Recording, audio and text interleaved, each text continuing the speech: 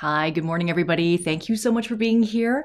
Welcome to the live office hours for the School of Sweet Georgia. My name is Felicia from Sweet Georgia, and we come here once every month on the last Thursday of every month, except this week we're doing it just a little bit early. We're doing it a week early, and that is because we are going to be filming a lot of things next week, and we're going to be all tied up and busy in the studio here. But welcome.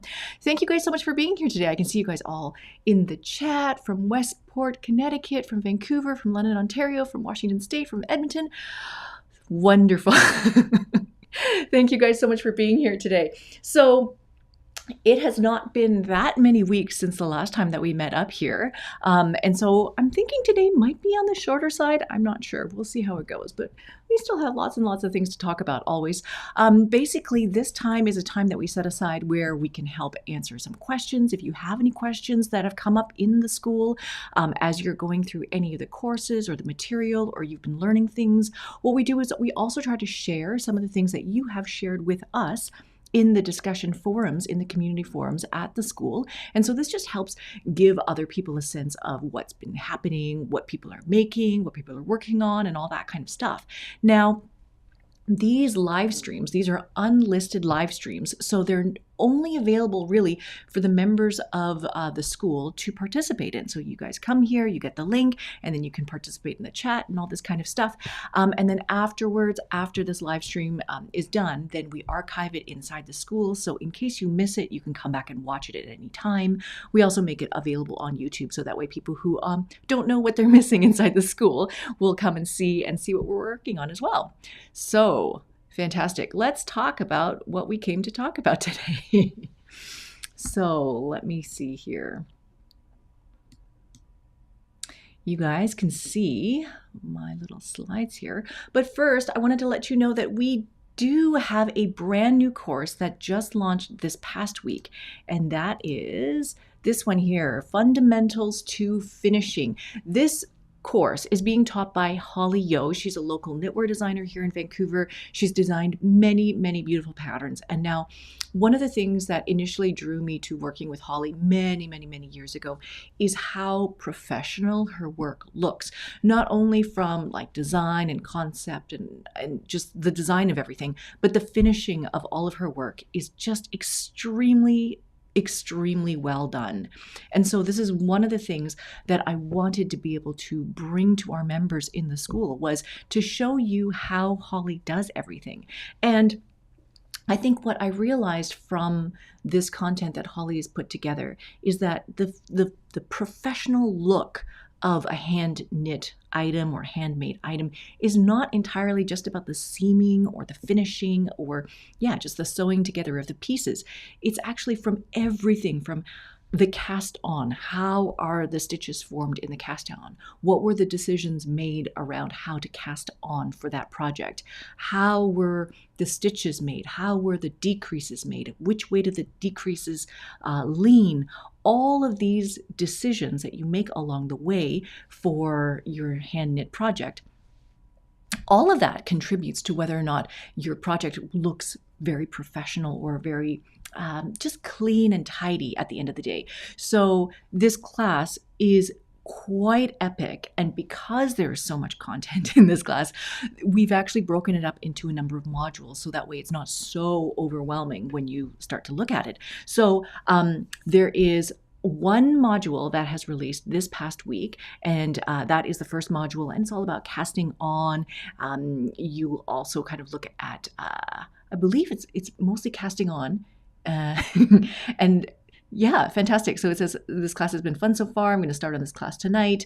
Yes. So there is casting on, there's tension, there's joining yarn, and looking at selvage stitches. So that's just module 1. And then we're going to release the next ones. I believe it's next month is the next module. So there's going to be 4 modules altogether. So lots and lots of things to learn and discover with all of this. And I think one of the things, like you can see in this photo up here, one of the things that I think would be really, really helpful is knowing exactly how to pick up stitches and how to pick up the right number of stitches given the amount of space that you need to cover. And so, yeah, so I think there's a lot of stuff to be learned around there. Holly also teaches how to add pockets into your garments and all sorts of things like that. So, and as well, you can see there's some information about actually how to seam together different pieces of hand knitting so that they look really nice and professional.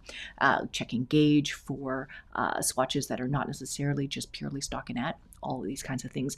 All of these things you would learn in this class. So this has just come out this past week. So I encourage you guys to go check that out, and I hope you guys pick up some really, really good tips from that. The next thing I wanted to highlight for you guys is the other class that was recently launched, and that is the Eco Printing with Natural Dyes class. Now, I just wanted to sort of touch on this one again. I know I mentioned it last time as well, and it is just simply because you can see here the Eco Printing class is all about taking natural dye stuff, like the actual raw materials like plants, flowers, leaves, all of those kinds of things, and then rolling that up with mordanted cloth or mordanted yarn in order to do contact print. So it's getting the color from the dye stuff because it's directly in contact with that and all of this kind of stuff. Now, where do you go about getting a lot of this natural dye stuff? This is where I want to kind of encourage you guys to check out the other classes that Caitlin has taught for us. And one of them is the natural dye, plant a natural dye garden.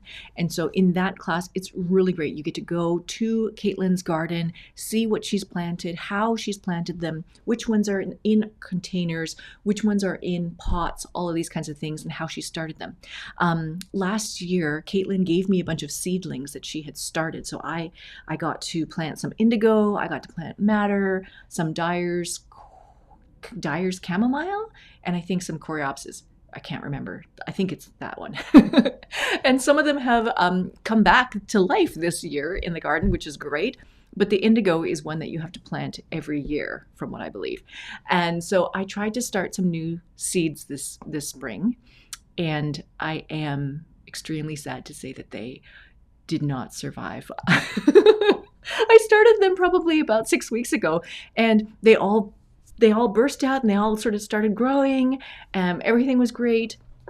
And then they started getting super, super leggy because there's not enough sunshine inside my house, not enough indirect sunlight. And so they started to get really, really leggy, and then they kind of sort of fell over. And then every time I would water them, the heads would kind of drown. It was terrible. So I'm going to try again because I want to plant more of these indigo seedlings, because the other thing that I want to share with you is that Caitlin is going to come back this summer, and we are going to do another class with Caitlin specifically about how to dye with fresh indigo leaves. So if you have planted indigo, if you're going to plant indigo this spring, by summertime they should be flourishing and big and beautiful bushy plants, and then we can take those leaves, those fresh indigo leaves, and Caitlin will teach us how to dye with those, and that will be super, super fun. It's very, very different from the indigo class that we did last summer with Kathy Hattori, where we're using actual pigment and creating a vat and all that kind of stuff. So it is quite a different process.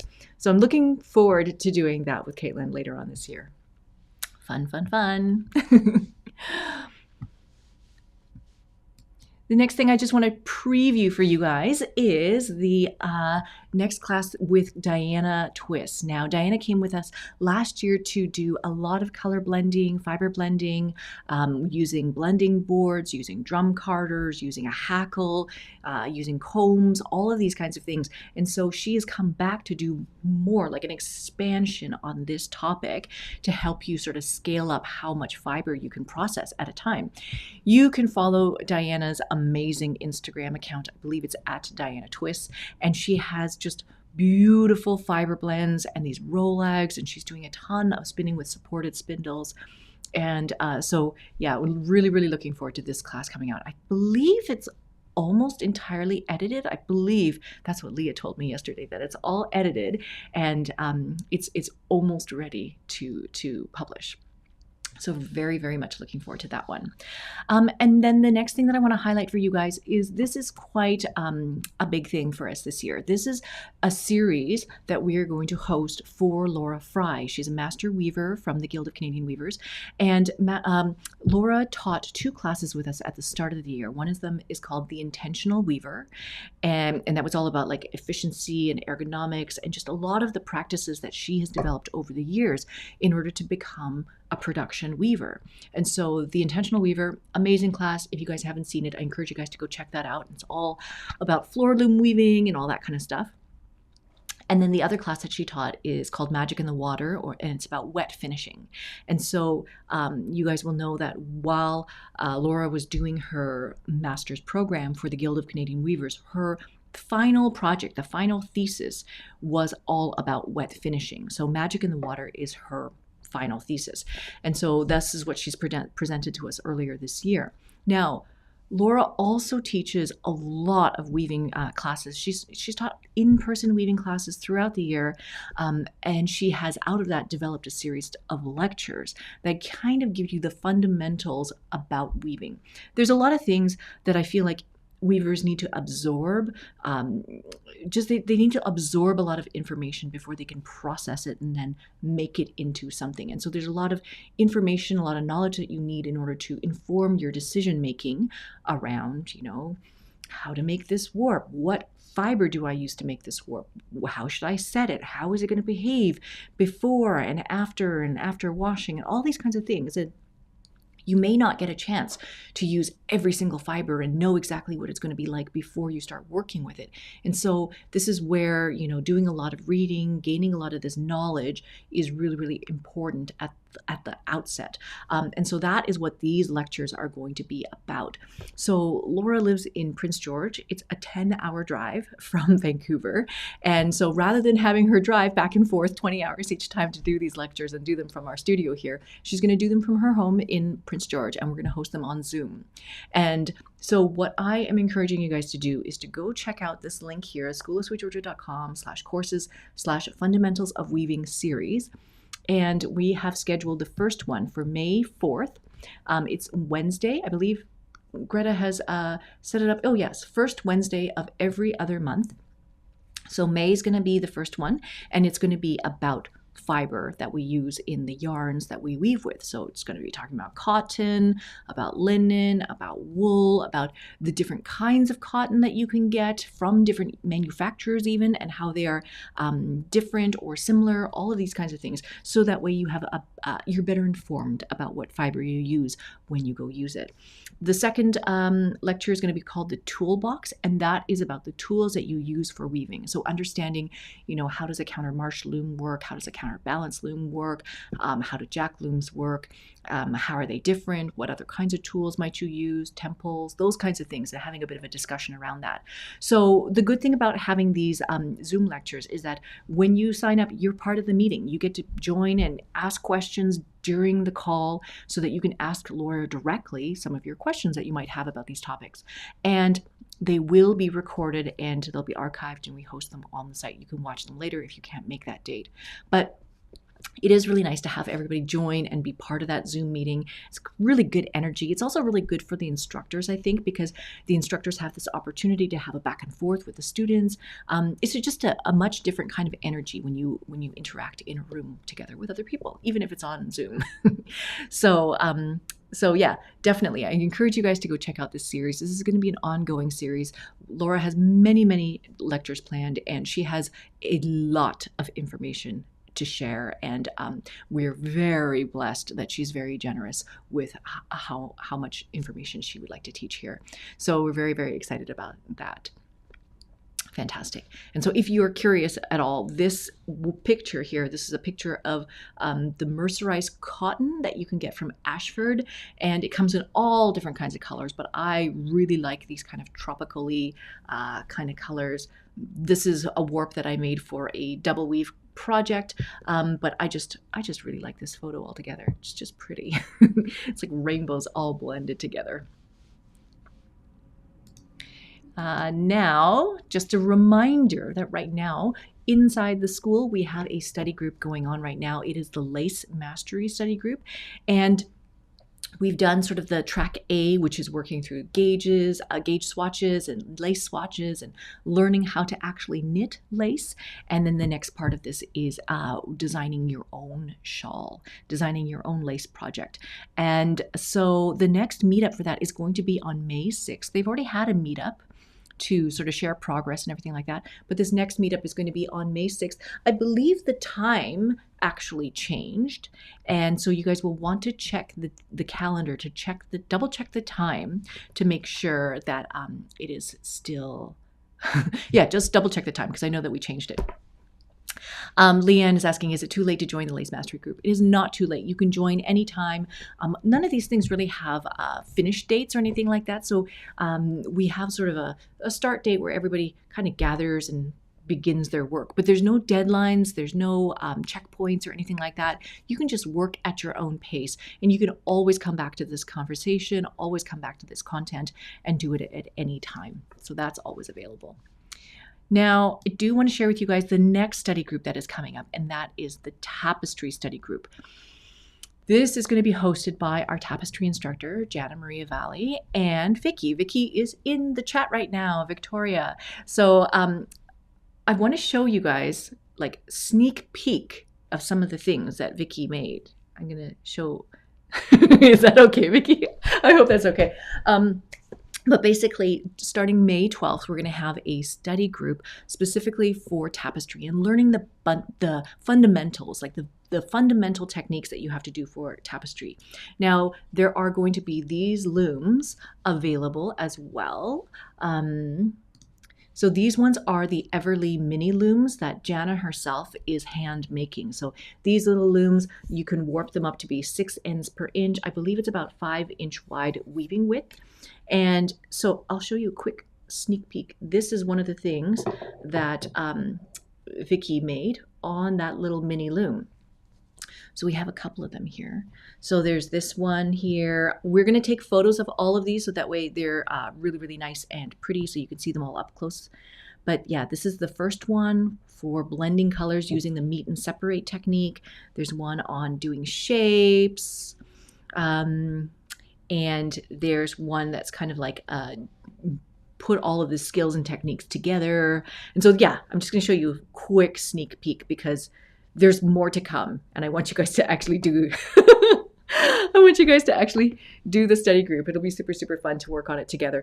But this is basically made off of this little mini loom here. And we have all of these kits and all this kind of stuff available. You can go to the Sweet Georgia shop to get those. Yeah, you can see I have like this little old tapestry beater that I acquired from somebody. I think I was given this tapestry beater, but this is a really nice thing to have as well.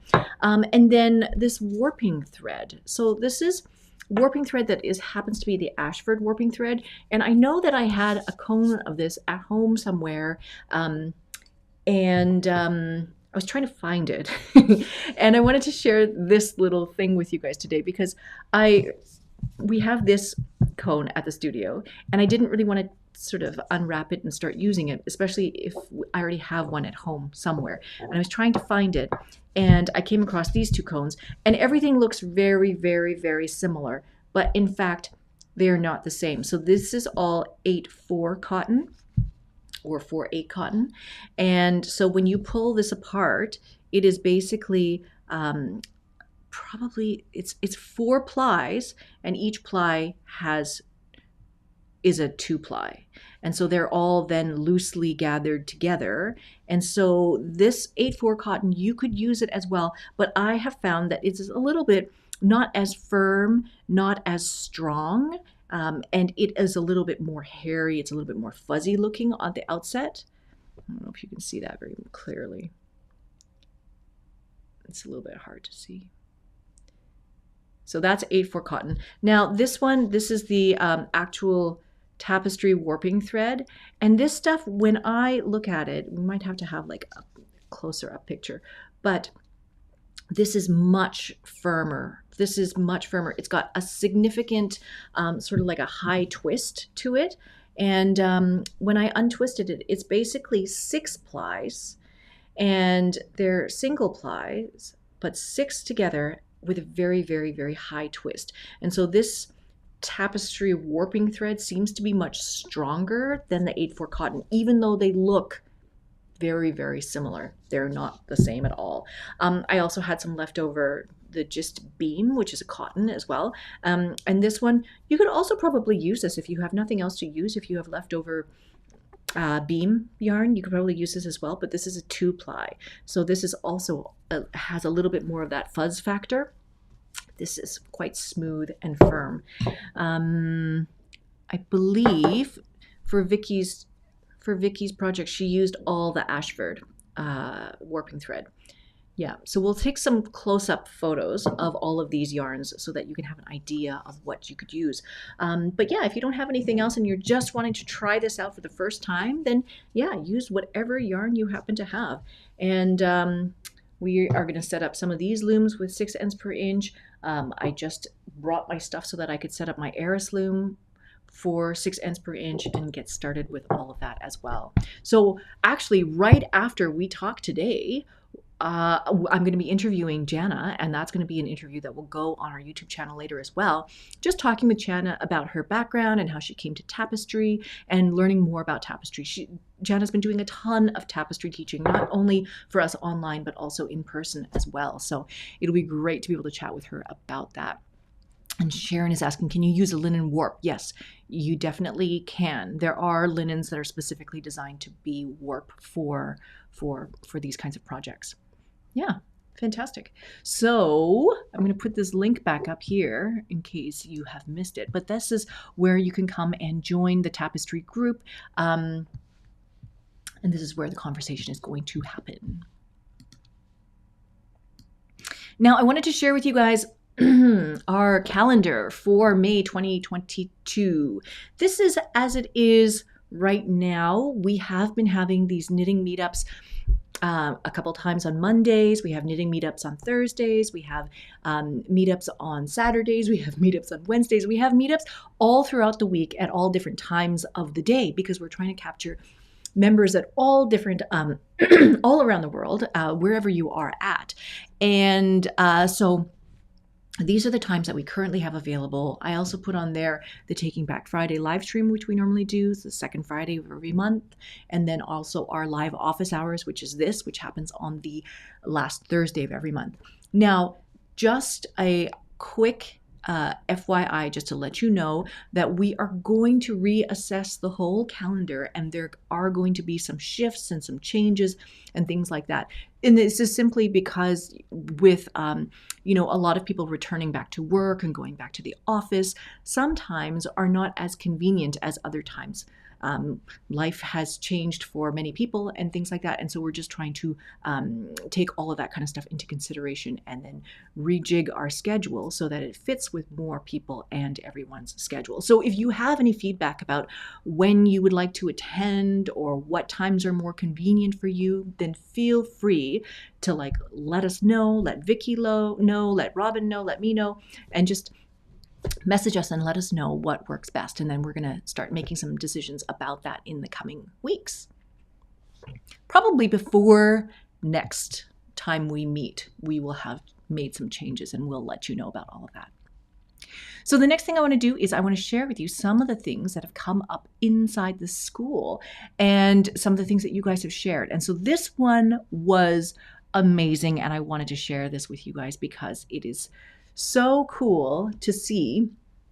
Heather was dyeing for the first time with combed top. And so she said she watched some of the dyeing videos here, and then she was gifted 4 balls of combed top, and then she was going to dye one of them, dye each one at a time.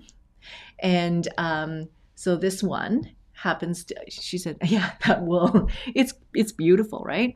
So colorful, so bright and colorful. And so she's laid all of the fiber in a tray so that she can paint the colors, and you can see some of the colors mixing and blending here, from this blue with the orange, and it forms this green in between, which is really interesting. And so here is a photo of this merino all dried and braided up. Really, really lovely. Now, I want to show you the transformation. And then it goes to being spun onto the wheel. And so you could see all these colors coming out. And then she made it into a 3-ply yarn. And so you can see that here. And it is really, really quite lovely. So there's more photos. If you go follow this thread, there are more photos of the process and of her finished yarn. And it'll just be interesting to see what Heather makes with all of this at the end of the day. But yeah, candy colors, beautiful. And I love how like something that was so bright and just a few different colors, right? Really in the dyeing of it, there was like four sections of color. But in fact, it produces so many intermediate colors. Like there was no green dyed into this, but you can see that there's green in the finished dyeing, and then there's green in the finished skein. So many lovely things happening in there. So congratulations to Heather on her first dyeing of combed top. She had a question here as well, and in a separate thread. And so this is one that I would love to sort of pose to you guys as well. And I hope you guys jump into the conversation there. But she's asking the question, does anybody spin their yarn to sell it? And she says, I work at a local yarn store and I will put up some of my skeins on display for sale in the store. Do you have any tips or hints on pricing? And so if you follow that thread, it was actually really good.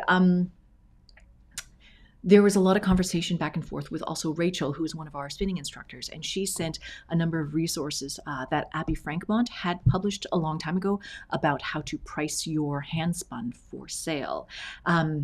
And a lot of it is really, really, really about making sure that you don't undervalue your work, that this is time that has been spent, a lot of time that's been spent. When you think about how much time it took for you to dye the fiber, how much time it took for you to spin the singles, how much time it took to ply it, how much time it took to wash it and finish it, maybe reskein it, maybe package it, all of that kind of time needs to sort of be added up. And then you think about how much your time is worth, and then make a decision based on that. But again, don't undervalue yourself, don't undervalue your skills or your time.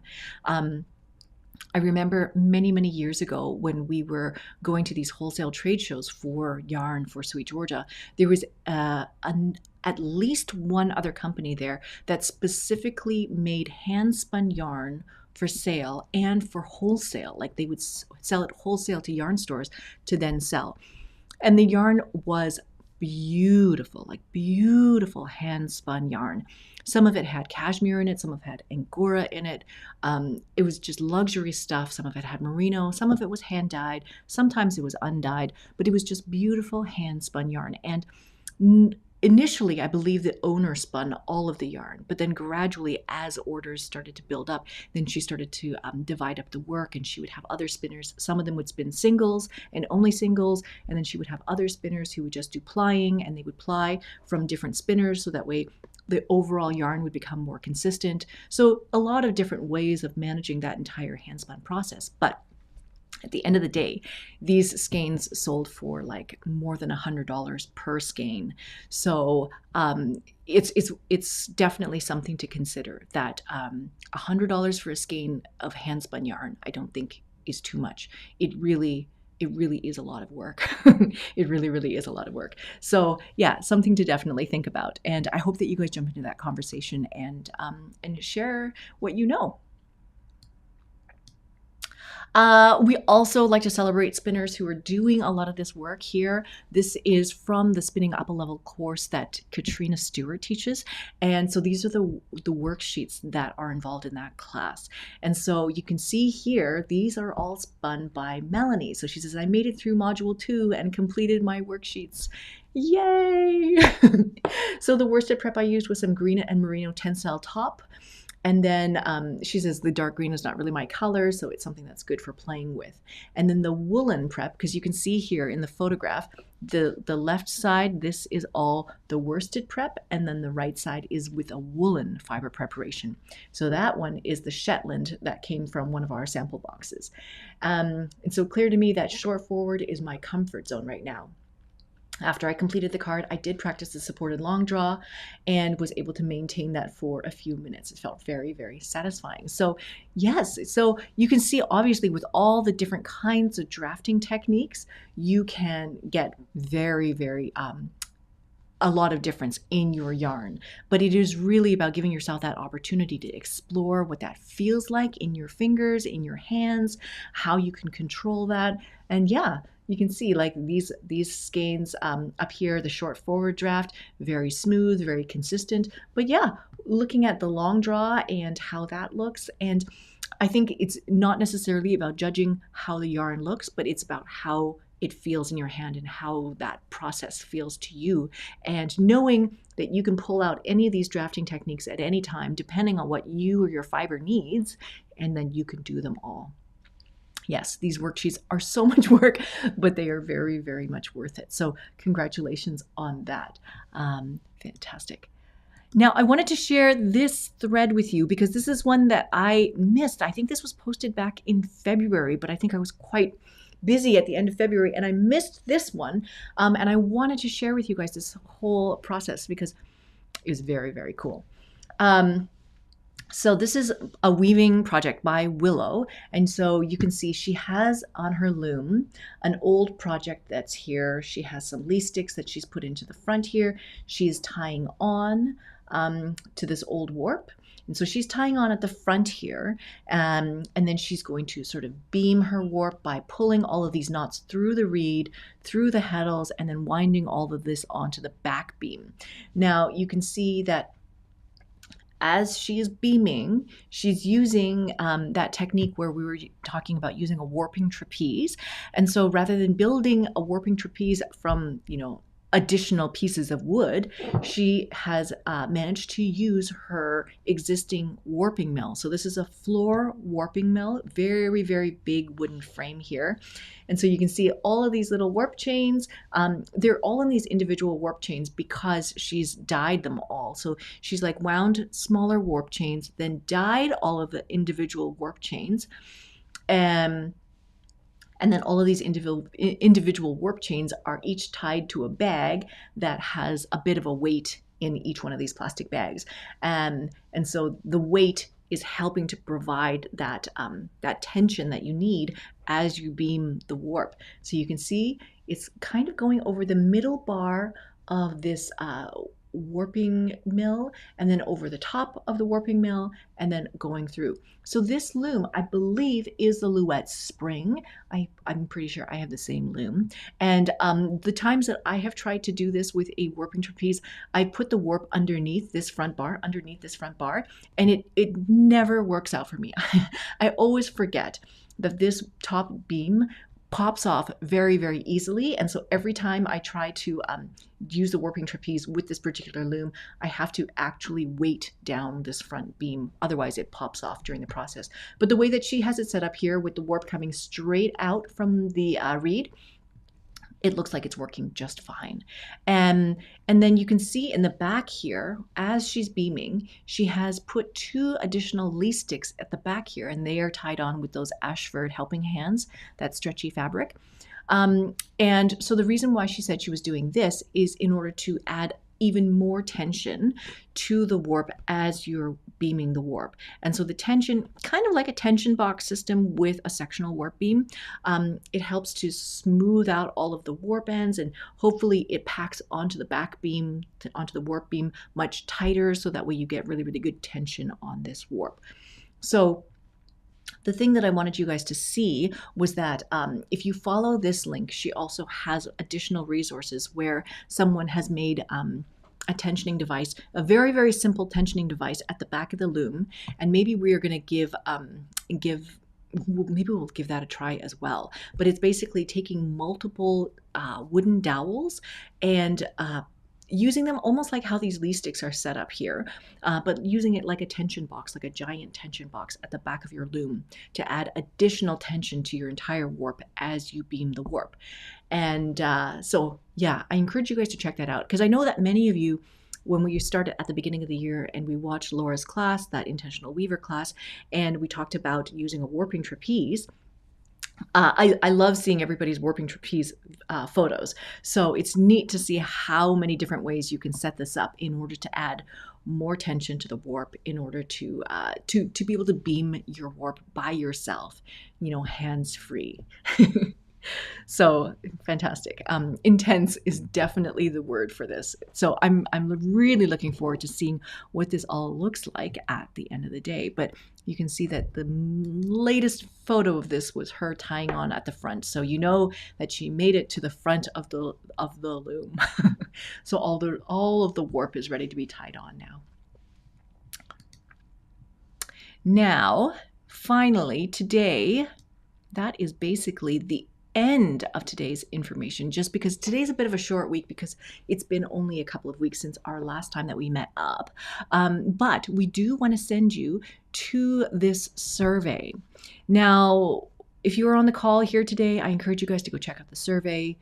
It would be very, very helpful to us if you guys answer the survey, and then you'll be entered to win a $25 gift certificate that you can use in the Sweet Georgia shop. And we're hoping that maybe you'll use it for yarn for like a sweater project for Holly's class, or maybe you use it for some lace yarn for your lace knitting study group or something like that, or maybe even the Tapestry study group that's coming up. But in this survey today, you guys can go have a look. We are asking a couple of additional questions, and that is around that idea of how interested are you in selling the things that you make?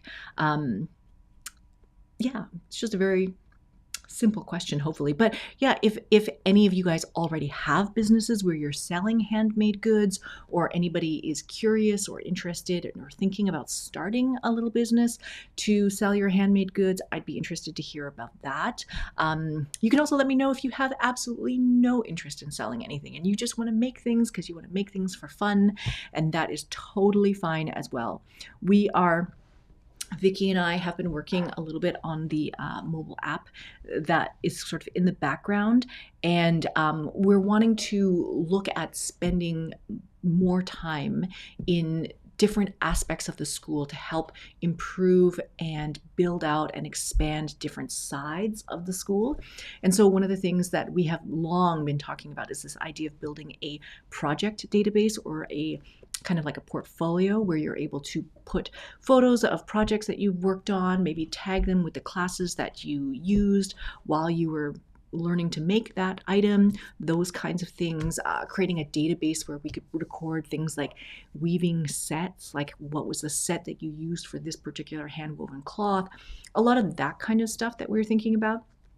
There's also been it's been on my list for a number of years, this idea of doing a marketplace as well.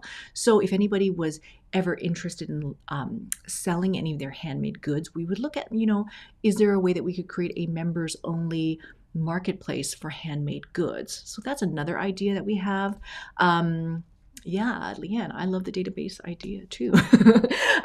We also have a number of ideas around kind of like a mini documentary that we want to make. Greta and I have been talking a lot about this mini documentary series kind of idea, and it would be about exploring the source of fiber, where fiber comes from, exploring different makers and the lives that they've made in this handmade space. Recently, I think I told you guys, I got to go to this alpaca farm and watch an alpaca shearing, and seeing all of these people who have taken on a lifelong career of raising fiber animals and continuing this farm. I'm just very fascinated with this, and I wonder if other people might be as well. There's a lot of other makers that we would love to be able to feature and profile, and they don't necessarily but they don't necessarily lend themselves easily to like a sit-down class at a table and then that kind of teaching. But there's other ways of teaching where we could go visit them and see how they do what they do and all sorts of things like that. So there's a lot of teaching ideas around that, a lot of education ideas around that. So thinking about that as well. So you guys can help us make some decisions around where we want to be spending a lot of our future time. This is not to say that we're not going to continue making the classes that we are. We're continuing to make the classes that we are in the same way that we are, and making more classes, but looking also at other ways that we can do things, like having a chance to visit somebody's studio, somebody's workspace, see where they spin, what does their fiber storage look like? Just lots and lots of ideas, lots of things to do. We do definitely need more time. Can we please get a class on how to get our kids to feed themselves so I can have more time for making? Yeah, I need one of those too. Fantastic. So there is the link. I hope you guys go check out the link and let us know a little bit about what you think. And then finally here, this is the information that we have about our contact information. This is where to find us on Instagram. This is where to find our websites. And then you can see this quick snapshot of something that I have been weaving. This is currently on my loom right now. This is a project that is actually designed by Ariana Funk, who has also recently just come out with a book. Her book just published, and it's about Swedish weaving projects. I can't remember the exact title of her book, but it is a book and it's about Swedish weaving. And this pattern is called, I need to practice how to pronounce it. We checked it out on Google Translate, but it's halvdral, I think. Maybe someone can correct me on my pronunciation, but it is described in this particular gist pattern as simplified overshot. I have had other people mention to me that it is like summer and winter as a weave structure. And so I am doing a lot of research and kind of a deep dive into all of this, following this rabbit hole of what this weave structure is, how it works. And I will have more to share with you guys in the coming weeks for sure, because it is such a fun way of combining colors and mixing colors. The fact that there's color in the warp and then there's color in the weft, and they turn out in these blocks, and you can design the blocks however you like. Yes, there is so much texture, so you can see here like a lot of this is the Ven cotton. It's the 8-2 cotton just as warp. And then this golden color is again 8-2 cotton. This greenish olive color is Ven organic cotton. But this yarn here is the Gist Duet. And so it's a linen and cotton blend. It has a bit of a wiry texture to itself. So this is also very, very cool. I've seen people use the same weave structure and put hand spun in it. So because the hand spun kind of poofs up and poofs out, and that just kind of sits in there as this beautiful supplementary weft. So lots and lots of things that you can do. Yeah, like Lauren is saying, it looks very fresh, very modern. The structure is super fun and easy to play with. And yes, I have seen some, like when you look at the draft, it looks very similar to summer and winter. So I'll make another video where I talk more deeply about all of this stuff, but this is basically what's on my loom right now and what I have been playing with. Yes, I encourage everybody to weave this. It's super, super simple. And I feel like this is a great entry point into something like overshot. Overshot is based on twill, and so there's like 4 different shafts, 4 different blocks that you can play with. With this, there's 2 blocks, and so you're either this or you're this. And but you get into the rhythm of, you know, weaving one pattern weft and then one tabby weft and then one pattern weft and then one tabby weft. So you get into that sort of cycle and understanding how that works. And then the next step could be doing sort of a 4-shaft overshot and then being able to navigate all that. Yeah, super beginner friendly, weaves up really fast, super, super fun to do. So that's what I'm working on right now, outside of working on all of the double weave stuff for the upcoming class. And yeah, thank you guys so much for being here today. It was really nice to spend the time with you. I'm so glad that you guys come and participate in all of these. And I do hope that you guys go to this link and let me know what you think. And I will see you guys in the next one. Next month. We'll have lots and lots of things to share at that one for sure. Thank you guys so much for being here today. See you guys in the next one. All right. Bye for now.